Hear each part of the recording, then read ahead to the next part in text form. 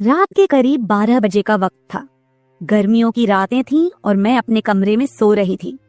अचानक मेरे कमरे के दरवाजे पर दस्तक हुई। पहले तो मैं थोड़ा डर गई, लेकिन फिर सोचा शायद मेरा भाई ही होगा, क्योंकि घर में मेरे और भाई के अलावा कोई और नहीं था। मैंने उठकर दरवाजे की ओर कदम बढ़ाए। दरवाजा खोलते ही मैंने बाहर झांका, लेकिन वहां कोई नहीं था। मैंने सोचा शायद ये मेरा वहम होगा। मैं वापस बिस्तर पर लेटने लगी। अचानक दरवाजे पर फिर से पहले से भी ज्यादा जोर की दस्तक हुई। मैंने कांपती हुई आवाज में पूछा, कौन है?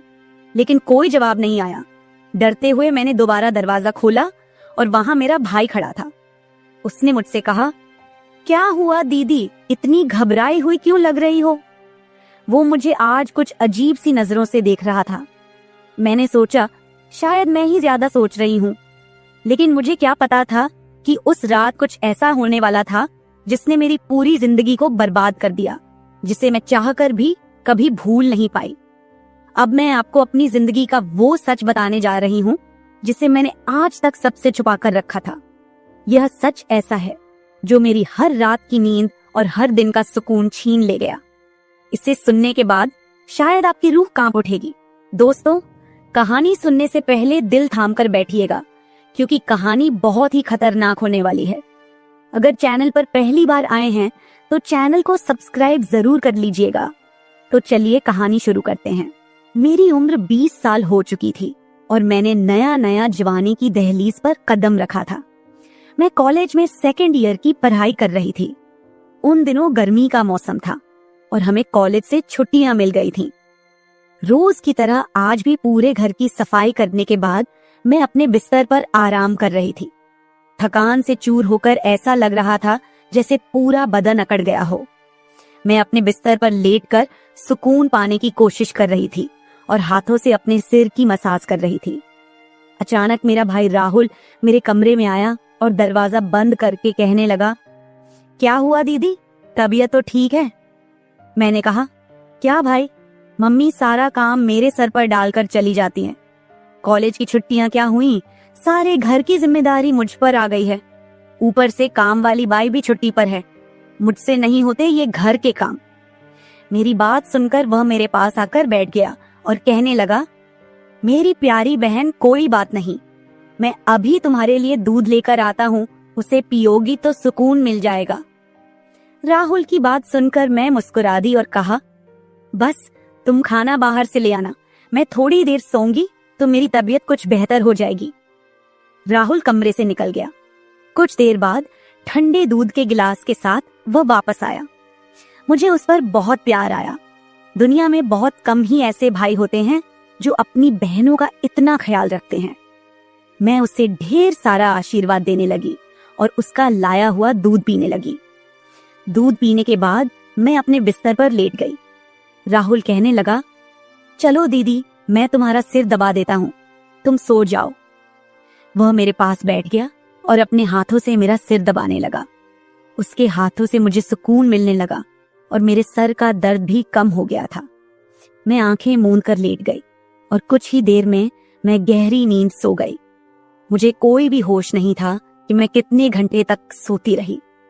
जब मेरी आंख खुली तो मैंने घड़ी पर टाइम देखा। रात के 9 बज चुके थे। शायद थकावट की वजह से मुझे वक्त का एहसास ही ना हुआ। मम्मी और पापा भी ऑफिस से वापस आ चुके थे। मुझे कुछ भी समझ नहीं आ रहा था और मेरा पूरा शरीर दर्द कर रहा था। मैं बिस्तर से उठकर बाथरूम जाने लगी। तभी मुझे चक्कर आ गए। मुझे ऐसा लग रहा था जैसे सब कुछ घूम रहा हो और अगर दीवार का सहारा नहीं लिया होता तो शायद गिर जाती। खुद को संभालते हुए मैं फ्रेश होकर बाहर आई। देखा कि सभी खाने के टेबल पर बैठे हुए थे और मेरे आने का इंतजार कर रहे थे। मैं जाकर आराम के साथ कुर्सी पर बैठ गई। मेरी हालत काफी खराब हो चुकी थी और थकावट से मेरा पूरा बदन दर्द कर रहा था। राहुल ने देखा कि मैं थकी हुई हूँ तो तुरंत मम्मी से कहने लगा, मम्मी देखिए, अंजलि दीदी पर काम का बोझ थोड़ा कम डाला करे। अरे, अगर काम वाली नहीं आ रही तो उसकी जगह किसी और को रख ले। यह बेचारी सारा दिन काम करके थक जाती है। देखें तो इसकी रंगत भी पीली पड़ चुकी है। वाकई में मेरी हालत दिन ब दिन खराब होती जा रही थी। मम्मी और पापा दोनों ही काम करते थे, क्योंकि सिर्फ पापा की जॉब से घर का खर्चा चलना मुश्किल था। साथ ही हमारी पढ़ाई का खर्च भी काफी था, इसलिए मम्मी भी उसी कंपनी में काम करती थी जहां पापा। हम दोनों भाई बहन कॉलेज जाते थे, लेकिन गर्मी के मौसम में छुट्टियां होने की वजह से घर पर ही थे।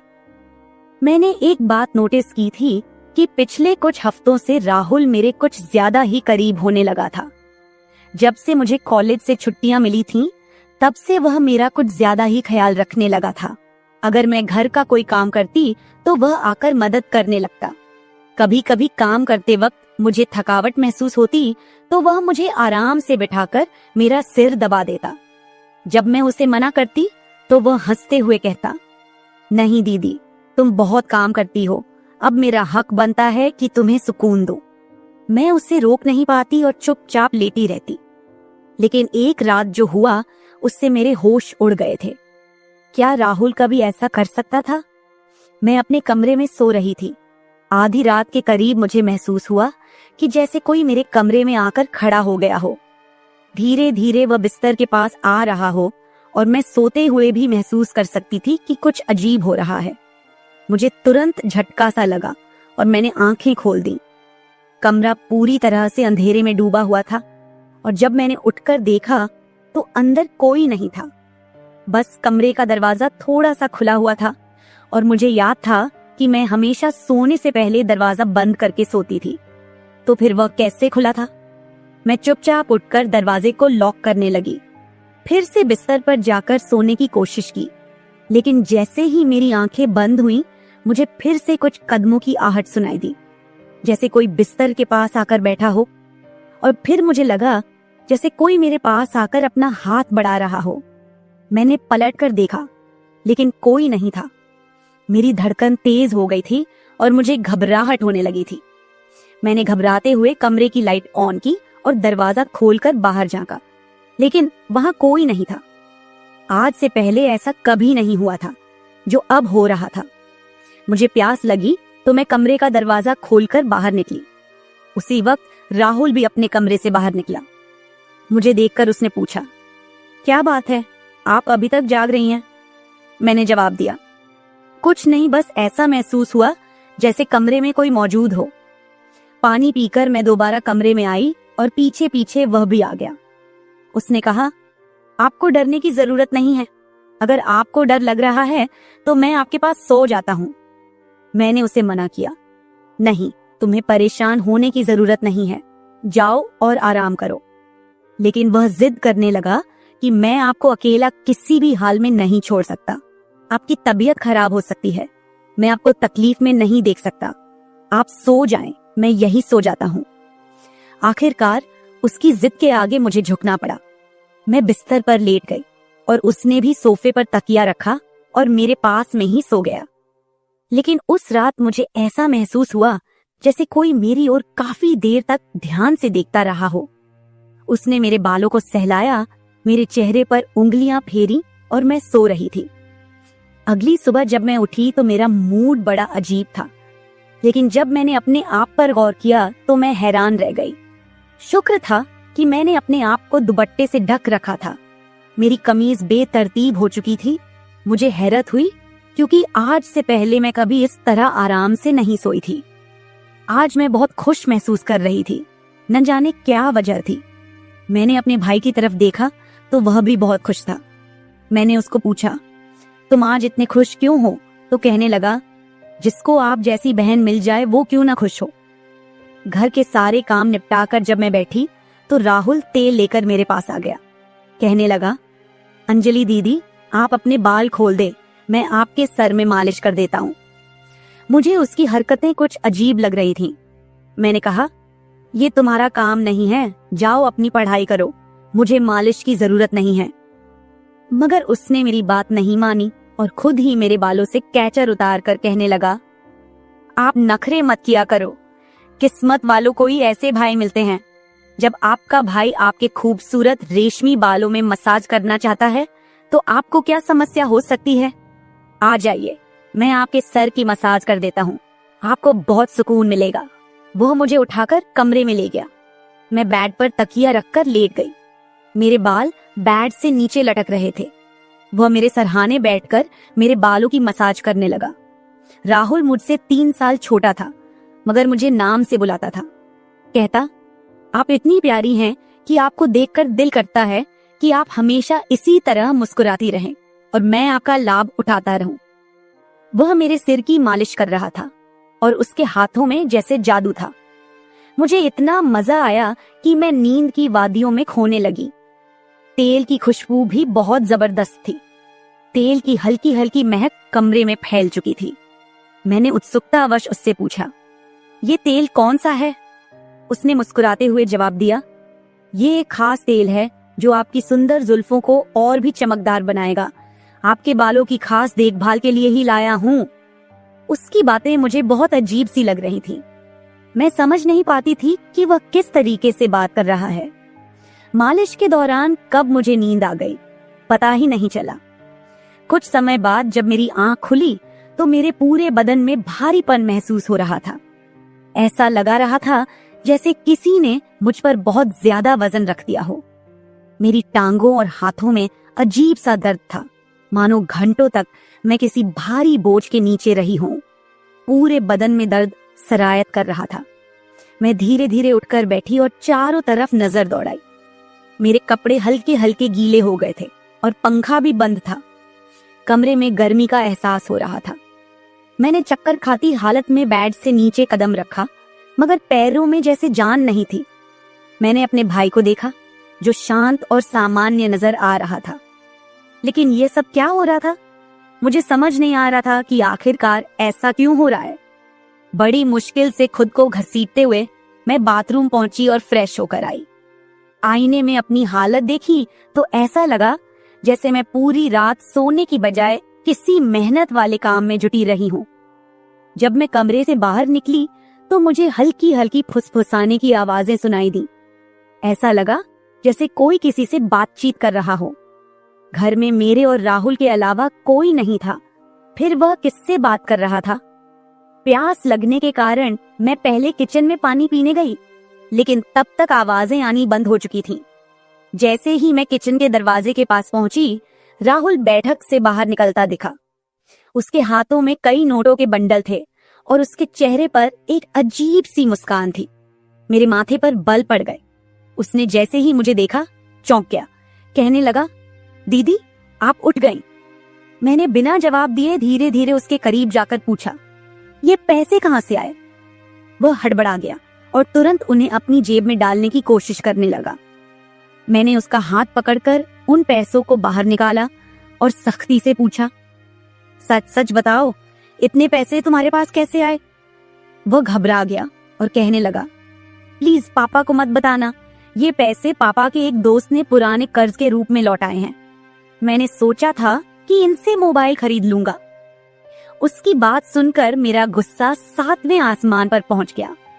मैंने उसे डांटते हुए कहा, क्या तुम्हें घर की हालत का जरा भी अंदाजा नहीं है? मम्मी पापा दोनों इतनी मेहनत कर रहे हैं और तुम इन पैसों से मोबाइल खरीदने की सोच रहे हो। उसने शर्मिंदा होकर पैसे मुझे थमा दिए। मैंने वो पैसे रात को पापा को दे दिए। उस रात राहुल ने मुझसे एक भी बात नहीं की और जल्दी सोने चला गया। मैं अगले दिन किचन में काम कर रही थी जब राहुल अपने दोस्तों के साथ घर में दाखिल हुआ। मैं जितनी हैरान होती उतना ही कम था, क्योंकि वह अपने दोस्तों को सीधा लाउंज में ही ले आया था।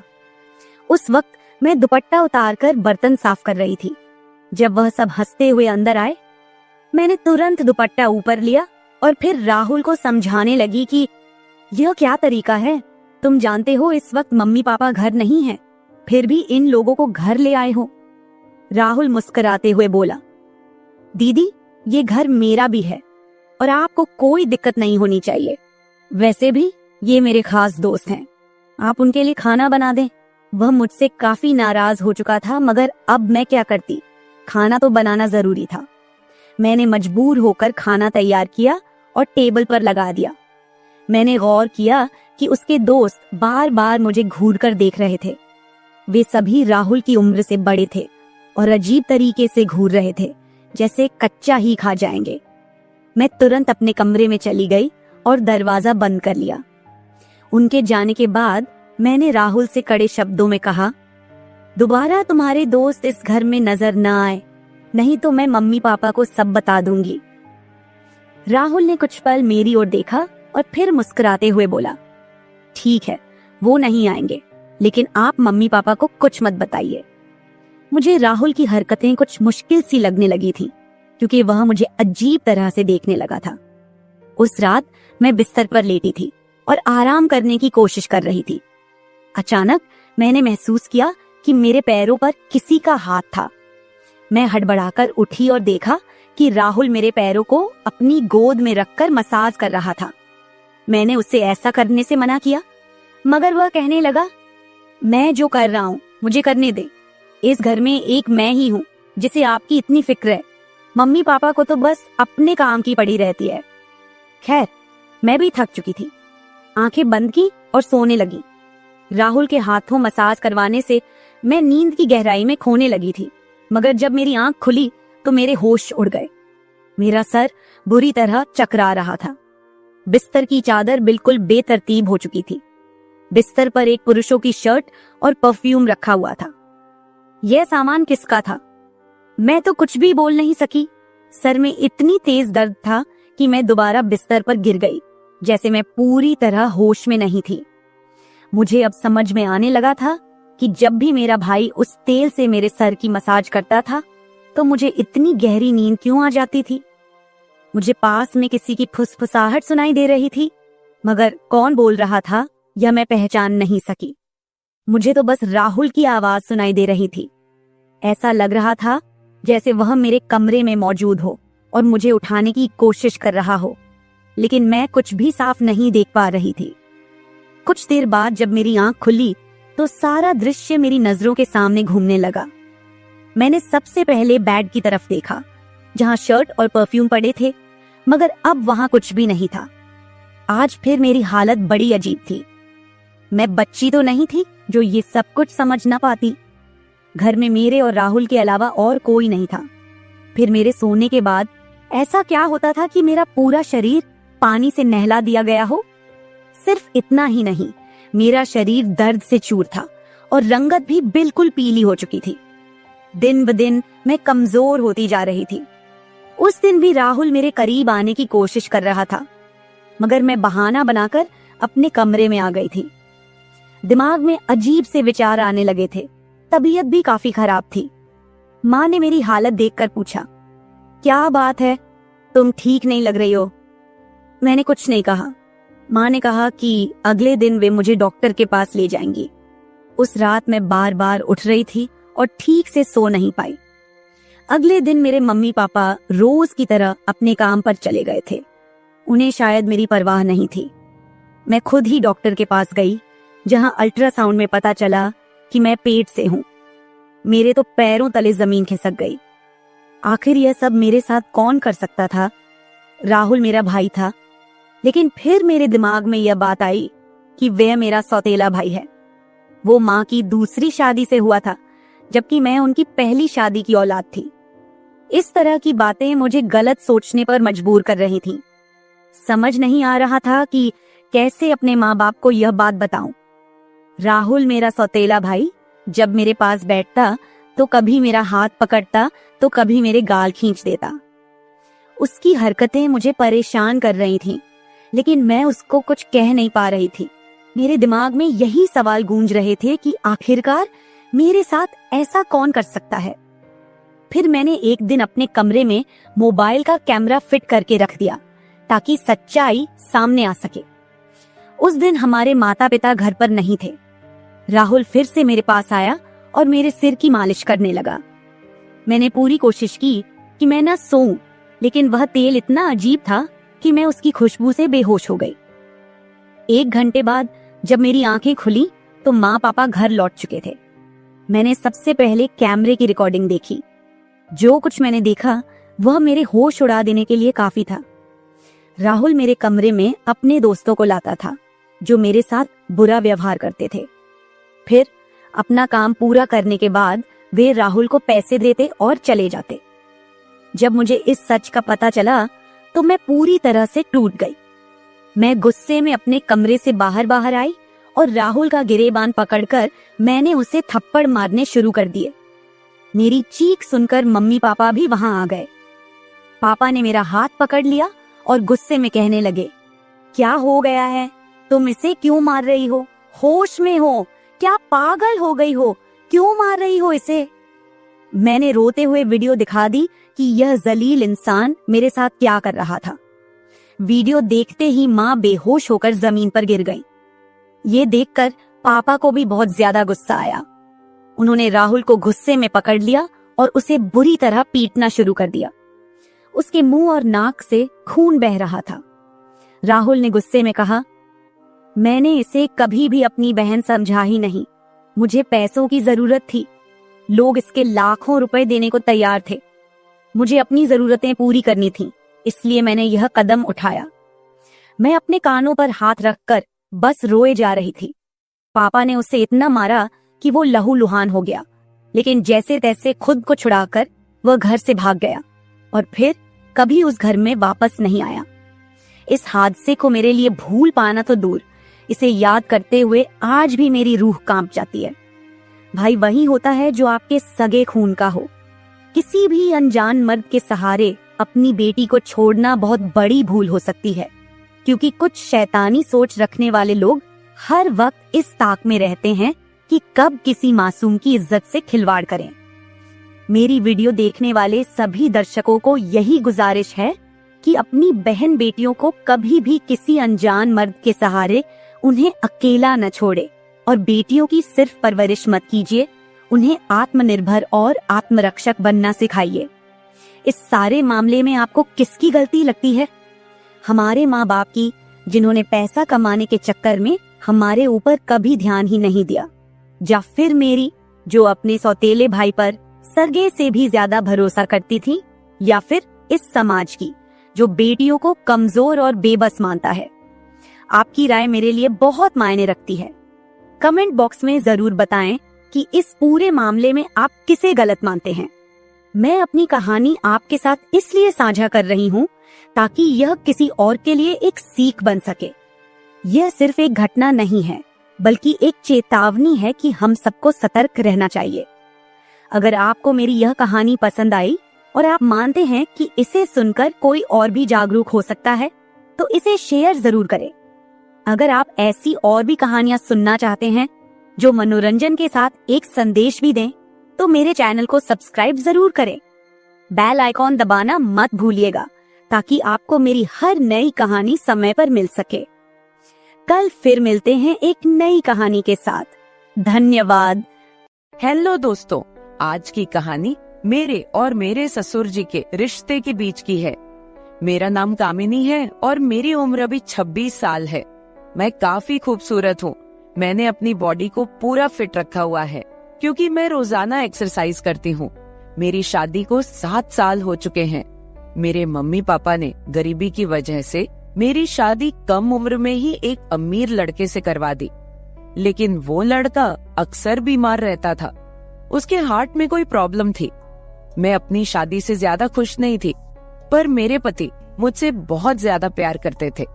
अब मेरी शादी को 2 साल हो चुके थे, लेकिन अभी तक कोई भी बच्चा नहीं हुआ था। हमारे घर में मैं, मेरे पति और ससुर जी थे। हम तीनों ही बहुत प्यार से रहते थे। मेरे ससुर जी की उम्र 45 से 50 साल की होगी, लेकिन वो काफी जवान दिखते हैं क्योंकि उन्होंने अपने शरीर को पूरा फिट रखा हुआ है। फिर एक दिन मेरे पति की तबीयत ज्यादा खराब हो गई और उनकी मृत्यु हो गई। मेरे सामने मानो दुखों का पहाड़ टूट पड़ा हो। अब मैं एक विधवा हो चुकी थी। धीरे धीरे मेरे पति को गुजरे काफी समय हो गया था। अब मेरे ससुर जी और मैं दोनों ही घर में रहते थे। मैं बहुत ही उदास रहने लगी थी, लेकिन मेरे ससुर जी मुझे बहुत समझाते थे कि कामनी, अब जो होना था वो हो गया है, इतनी टेंशन मत लो, तुम भी बीमार हो जाओगी। मैं तो कहता हूँ कि तुम दोबारा से शादी कर लो, अभी तुम्हारी उम्र ही क्या है। पर साथ ही साथ वो मुझे अजीब सी नजरों से देखते थे। फिर मैं अपना घर चलाने के लिए जॉब करने लगी क्योंकि मेरे घर में अब कमाने वाला कोई नहीं बचा था। मैं दिन भर ऑफिस में रहती और शाम के 7 बजे तक घर आती। ससुर जी का बिजनेस ठीक ठाक चलता था, पैसों की कुछ खास चिंता नहीं थी। फिर भी मैं सोचती हूँ कि खाली घर पर बैठकर क्या करूंगी, इसलिए जॉब करती हूँ और थोड़ा दिल भी बहल जाता है और टाइम पास भी हो जाता है। अब मेरे पति को गए हुए बहुत दिन हो चुके थे, इसलिए मैं उनकी मृत्यु के सदमे से थोड़ा थोड़ा बाहर निकल रही थी। ऑफिस की सहेलियों ने मुझे बहुत समझाया कि तुम शादी कर लो। मेरी एक बहुत अच्छी सहेली है, हम दोनों साथ साथ ऑफिस जाती हैं। एक दिन ऑफिस से निकलते वक्त मेरी सहेली ने मुझे घर पर बुलाया, क्योंकि मेरे ऑफिस और घर के बीच ही मेरी सहेली का घर है, तो मैं उसके घर चली गई। हमने चाय पी और फिर इधर उधर की थोड़ी बातें की। मेरी सहेली ने कहा कि क्या तुझे पता है ऑफिस में क्या चल रहा है?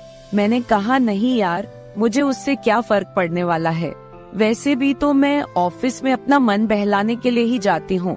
फिर मेरी सहेली बोली, फिर तू सुन ले, हमारे ऑफिस में सभी लोग एक दूसरे से मिलकर रहते हैं और किसी को भी कोई समस्या हो वो सभी मिलकर सुलझा लेते हैं।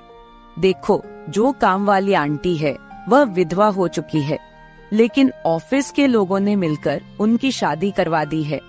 अब वह बहुत खुशी खुशी रहती है और उनका भी एक सहारा बन गया है। मैंने उसकी बातों पर ज्यादा ध्यान नहीं दिया और वहाँ से अपने घर चली आई। मैं थोड़ा थोड़ा अपनी सहेली की बातों को समझ रही थी कि वो मुझे शादी करने के बारे में बोल रही हैं। फिर मैंने घर आकर ससुर जी को खाना बनाकर दिया और खुद भी खाना खाया। मैं अपने कमरे में बैठी थी, मुझे नींद नहीं आ रही थी। सुबह के लगभग 10 बज रहे थे। आज रविवार था, मुझे ऑफिस नहीं जाना था। तभी मेरे दिमाग में मेरी सहेली के मुंह से सुनी हुई बातें चलने लगी। मैं सोच सोचकर परेशान सी होने लगी। फिर मेरे दिमाग में कुछ आया और मैं अपने ससुर जी के कमरे की ओर चली गई। जब मैं अपने ससुर जी के रूम में गई तो उनके हाथ में एक किताब थी। मुझे देखकर उन्होंने किताब को तकिए के नीचे रख दिया। मैंने देख लिए था कि ससुर जी कौन सी किताब देख रहे हैं। मैंने कहा, ससुर जी आप क्या पढ़ रहे हो? वह बोले, कुछ नहीं बहू, किताब देख रहा था बस। बताओ क्या बात है? मैं बोली, कुछ नहीं। ससुर जी मुझे आपसे कुछ जरूरी बात करनी है। उन्होंने कहा, हाँ बहू कहो क्या बात करनी है। मैंने कहा, ससुर जी बात थोड़ी अजीब है, मैं सोच रही थी कि आपसे कहूँ कि नहीं। उन्होंने कहा, अरे पहले तुम बोलो तो सही, क्या बात है? ऐसा कभी हुआ है कि तुमने कभी मेरे से कुछ मांगा हो और मैंने तुम्हें लाके ना दिया हो? तुम मेरा इतना ख्याल रखती हो, जो भी बात है खुलकर बोलो। फिर मैंने हिम्मत करके ससुर जी को बोला कि अब मेरे पति की मृत्यु को 2 साल होने को आए हैं। उनकी मृत्यु के बाद से मैं बड़ी मुश्किल से सदमे से बाहर आई हूँ। अभी मैं घर से बाहर जाती हूँ तो मुझे बड़ी दिक्कत होती है। आपको तो पता ही है कि विधवा औरत की तरफ लोग कैसी नजरों से देखते हैं और उसके बारे में लोग कैसी सोच रखते हैं। आपने मुझे बहुत बार बोला है कि तुम शादी कर लो। मैं चाहती हूँ कि आप मेरे लिए एक पति की खोज करो, क्योंकि अकेले मेरी जिंदगी मुझसे नहीं निकाली जा रही। मैं भी चाहती हूँ कि मेरा भी कोई जीवन साथी हो जो मेरे सुख दुख की बात करे और मुझे बहुत ज्यादा प्यार करे। आपको पता है, एक औरत की कई जरूरतें होती हैं जो सिर्फ पति ही पूरी कर सकता है।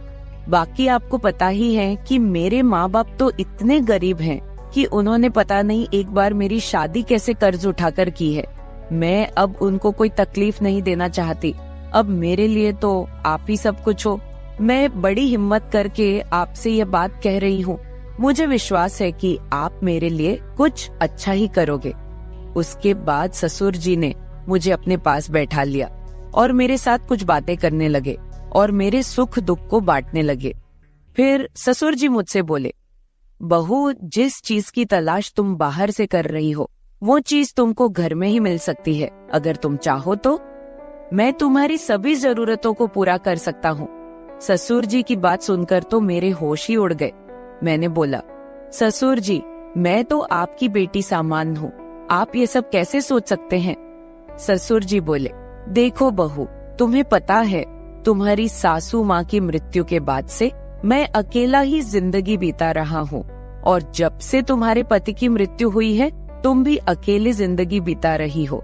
अगर तुम्हारा इरादा हो तो हम दोनों का अकेलापन दूर हो जाएगा और हम दोनों एक दूसरे के सहारे जिंदगी बिता लेंगे और बाहर किसी को कुछ भी पता नहीं चलेगा। बाकी मेरे जाने के बाद ये सारी प्रॉपर्टी भी तो तुम्हारी ही है और इस प्रॉपर्टी को संभालने वाला भी तो कोई चाहिए। बाकी लोगों की टेंशन मत लो, वो तो जब तुम विधवा की जिंदगी जी रही हो तब भी बातें करते थे और अब भी बातें करेंगे। सच कहूँ तो बहू, मैं तो उसी वक्त तेरा दीवाना हो गया था जब मैंने तुम्हें पहली बार देखा था। फिर मैंने ससुर जी को बोला कि मैं सोचकर बताती हूँ। अगली सुबह मैं उठी और खाना बनाने लगी। अगले दिन मैं ऑफिस नहीं गई, मैं किचन में खाना पका रही थी। तभी ससुर जी किचन में आए और बोले, बहू आज ऑफिस नहीं जा रही हो क्या? मैंने कहा, नहीं आज नहीं जा रही हूँ, आज मैंने ऑफिस से छुट्टी ले ली है। आप कहीं जाने वाले थे, गए नहीं क्या? वो बोले, नहीं आज मेरी तबीयत ठीक नहीं है, मैंने सोचा कि आज घर रहकर आराम कर लेता हूँ। कुछ देर के बाद घर में कुछ मेहमान आ गए। हम लोग मेहमानों के आदर सत्कार में लग गए। मैंने उनसे हालचाल पूछा और उन लोगों से ढेर सारी बातें की। मेहमान के रूप में मेरे चाचा और चाची जी आए हुए थे। जब मैं मेहमानों से बातें कर रही थी तभी ससुर जी बाहर घूमने चले गए। उनकी आदत है कि जब वह घर पर रहते हैं तो वह खेतों की तरफ घूमने चले जाते हैं। फिर थोड़ी देर के बाद मेरे चाचा चाची भी खाना खाकर चले गए। दोपहर के 1 बजे का समय हो चुका था। मेरे दिमाग में ससुर जी की बातें घूम रही थी। मैं सोच रही थी कि इस अकेलेपन के साथ मैं सारी जिंदगी कैसे बिताऊंगी। मैं ससुर जी के साथ रहूंगी तो हो सकता है कि हमारा कोई बच्चा भी हो जाए। और ससुर जी की बात सही है, उनके जाने के बाद उनकी सारी प्रॉपर्टी भी तो मेरी ही है। मुझे ससुर जी की बातें काफी हद तक सही लग रही थी। फिर मैंने ससुर जी को कॉल किया और बोली, ससुर जी खाना तैयार हो गया है, आकर खाना खा लीजिए। इस पर वह बोले, मैं अभी बाहर हूँ और मुझे थोड़ा टाइम लगेगा। मैंने कहा ठीक है, मैं जरा बाहर जा रही हूँ तो देर शाम तक वापस आऊंगी, क्योंकि मैंने मार्केट शॉपिंग करने के लिए जाना था। फिर मैं मार्केट चली गई और वहाँ से अपने लिए और ससुर जी के लिए कुछ कपड़े खरीद कर लाई। जब मैं घर पहुँची तो शाम के 7 बज चुके थे। ससुर जी अपने कमरे में सो रहे थे। मैंने ससुर जी को उठाया और वो नहाने चले गए। अब चारों तरफ शांति हो चुकी थी। शाम के 8 बज चुके थे। फिर मैं ससुर जी के पास गई और उनको वो सब बातों के लिए हाँ बोल दी जो उन्होंने मुझे कही थी। ससुर जी मेरी हाँ सुनते ही खुश हो गए। फिर मैं उनके साथ, उसके बाद तो आप समझ ही सकते हैं, जो होना था वो हो गया। मैंने ससुर जी को फिर से अपनी ख्वाहिश बताई और ससुर जी ने मेरी ख्वाहिश पूरी कर दी। हम दोनों ने 1 से 2 घंटे तक एक दूसरे से वो सब बातें की और सारा काम किया। इस तरह से हम दोनों ससुर बहू काफी खुशी खुशी पति पत्नी की तरह रहने लगे। अब मुझे किसी भी चीज की दिक्कत नहीं होती, क्योंकि अब मुझे कहीं भी जाना होता है तो मैं ससुर जी के साथ चली जाती हूँ और हम खूब एंजॉय करते हैं। कुछ दिन बीत जाने के बाद ससुर जी बोले, कामिनी अब तुम मेरे बिजनेस के बारे में सारा कुछ समझ लो और खुद सारा बिजनेस संभाल लो। फिर मैंने जॉब छोड़कर ससुर जी का सारा बिजनेस खुद संभाल लिया। अब हम दोनों पति पत्नी के जैसे रहने लगे हैं। मैं ससुर जी की हर बात का ख्याल रखती हूँ और वो भी मेरी हर बात का ख्याल रखते हैं। कुछ देर के बाद हमारे घर बच्चा भी हो गया और हमारी जिंदगी काफी अच्छे से चल रही है, क्योंकि ससुर जी ने मेरी हर कमी को पूरा कर दिया है। हमें दुनिया की कोई परवाह नहीं है, कोई कुछ भी बोले, हम लोग अपने घर खुश हैं। तो मेरे प्यारे दोस्तों, अगर आप लोगों को मेरी ये कहानी पसंद आई हो तो चैनल को सब्सक्राइब जरूर कर ले और बेल नोटिफिकेशन ऑन कर ले। एक प्यारा सा कमेंट करके बताएं कि आपको मेरी स्टोरी कैसी लगी। कल मिलेंगे एक और वीडियो के साथ। धन्यवाद।